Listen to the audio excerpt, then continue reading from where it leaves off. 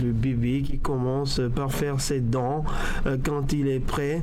Les poussées dentaires sont différentes pour chaque enfant. C'est une période qui est souvent douloureuse pour le bébé, de même que la maman. On en parle avec vous, mais déjà, c'est quoi une poussée dentaire et comment ça se passe? D'abord, il faut dire que la poussée dentaire est une étape normale du développement de la dentition chez le bébé. Pendant cette période, les dents de lait se mettent en place dans la bouche. Elles se forment à l'intérieur des os des mâchoires et se déplacent progressivement pour en sortir. L'arrivée des premiers dents de lait n'est pas un moment très agréable pour tous les bébés. Elle entraîne des pleurs et des petits mots tels que les pleurs, le sommeil agité, l'envie de mordiller également. Voilà. Et quels sont les systèmes qui alertent surtout et pourquoi ça fait mal? D'abord, il faut dire que la poussée dentaire, ce n'est pas une maladie, mais plutôt un processus naturel qui commence généralement autour de 6 mois chez l'enfant. Elle se manifeste par le corps chaud, la diarrhée, les vomissements et surtout la température. Voilà. Et vous savez, quand l'enfant fait le pouls et la température, cela veut dire également que l'enfant ne se porte pas bien, maman ne sait pas qu'est-ce qu'il faut faire pour l'enfant. En fait, le processus de poussée dentaire, c'est un phénomène inflammatoire. Quand on parle d'inflammatoire, ce qui veut dire que ça fait mal à l'enfant parce que la dent est déjà à l'intérieur normalement de la mâchoire et voilà des gencives et ça sort. Donc en sortant, ça va percer la gencive. C'est ça qui fait en fait mal pour l'enfant.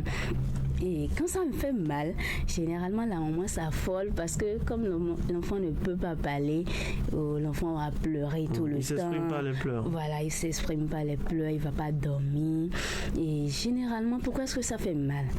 Quand je me suis renseignée, on m'a dit normalement que ça fait mal parce que je savais que déjà à l'âge de 6 mois, l'enfant va à 4 pattes. L'enfant s'assoit déjà. Et en allant à 4 pattes, l'enfant touche à tout. L'enfant met la main dans la bouche, tout ce qu'il touche, il met ça dans la bouche. Donc il y a les microbes qui sont déjà au sol que l'enfant va ingérer. Et ce sont ces microbes-là qui rendent malade l'enfant. En réalité, c'est pas normalement la poussée dentaire qui rend malade. Et il y a également les biberons. Il y a l'hygiène qui est faite autour de ces biberons. Quand on donne le biberon à l'enfant, il y a le mamelon du biberon. Il y a également le contenant voilà, du biberon également. Quand c'est pas hygiénique pour l'enfant, ça va rendre malade l'enfant. Vous savez que les enfants sont très fragiles. Donc, en fait, c'est ça qui fait mal à l'enfant. Et généralement, quand cette étape vient, les mamans font recours en même temps à l'automédication, ce qui n'est pas bon.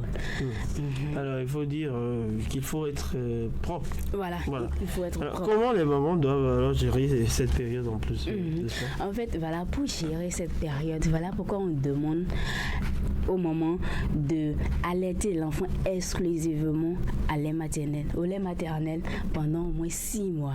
Parce que le lait maternel contient déjà tous les nutriments dont a besoin l'enfant. Et c'est quand les mamans commencent par alterner le lait maternel avec autre chose comme le lait artificiel, c'est ça en fait qui rend malade.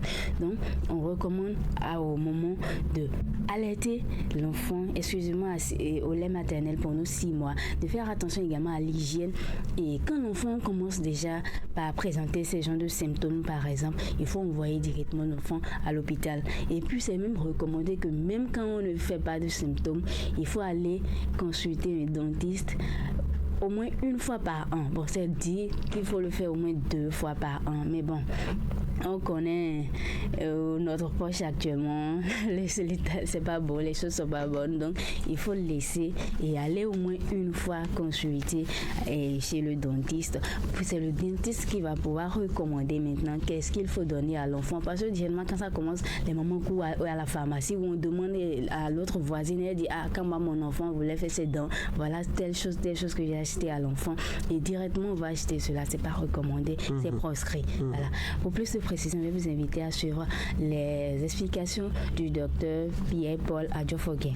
d'abord forcément veiller à ce que l'enfant soit nourri exclusivement au lait maternel pendant 6 mois. Maintenant, si éventuellement ça n'a pas été le cas ou des trucs comme ça et que l'enfant, son processus d'éruption dentaire pose problème, eh bien, il faut aller simplement en consultation. Ça, c'est la moindre des choses. Nous recommandons toujours à toute personne, même bien portante, même adulte, de se faire consulter au moins 2 fois par an. Mais si on ne peut pas aller 2 fois par an, on peut quand même y aller 1 fois dans l'année pour que le chirurgien dentiste essaie déjà de voir très tôt quels sont les problèmes éventuels qui peuvent se poser et en même temps donc mettre en place un traitement. En ce moment, il y a moins de difficultés. Plus on tarde, et bien plus les problèmes vont s'accentuer.